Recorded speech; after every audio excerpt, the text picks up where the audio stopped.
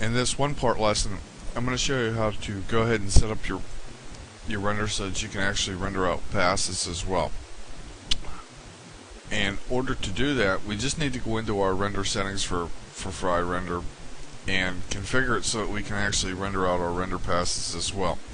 And under our render configuration tab here, we need to just select the passes that we actually want to go ahead and render.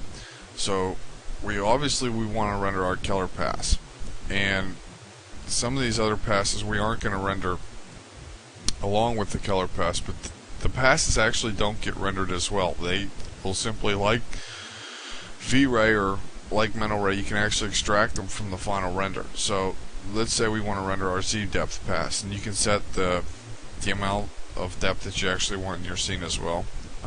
You can do your mask pass, your velocity pass, and your ambient occlusion pass. And since we have those checked, they will actually come out along with our color pass when we hit the render button. So let's just go ahead and click accept here.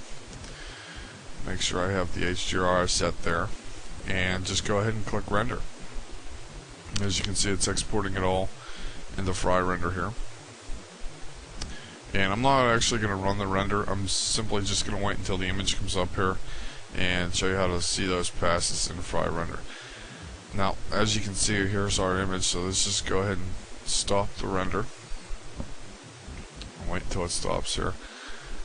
Now, for us to go ahead and see our so-called passes here, we just need to come over here to where it says color channel and just open it up, and these are all the associated passes that we could have rendered, but since we only had our ambient occlusion and depth pass channels checked, let's go ahead and select our depth channel here and just sync our tone mapping button, and there you can actually see your depth pass and our ambient occlusion pass here, and there you go. There's your ambient occlusion and your depth pass. But also, whenever you hit the render button inside Maya, the image will actually get auto-saved into a folder of your current project that you actually have set inside Maya. So let's say, for like in my case, I have my current project set to a certain folder, and it actually will get saved here inside the render scenes folder of your current project in Maya. Now, these images, obviously come out quick since it's a low geometry scene, and as you can see, they're fairly noisy in terms of render.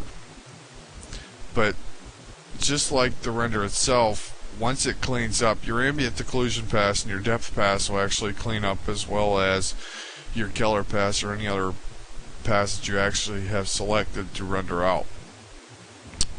And I think that's about it for this lesson on how to actually bring out your render passes inside Fry Render. Thanks for watching.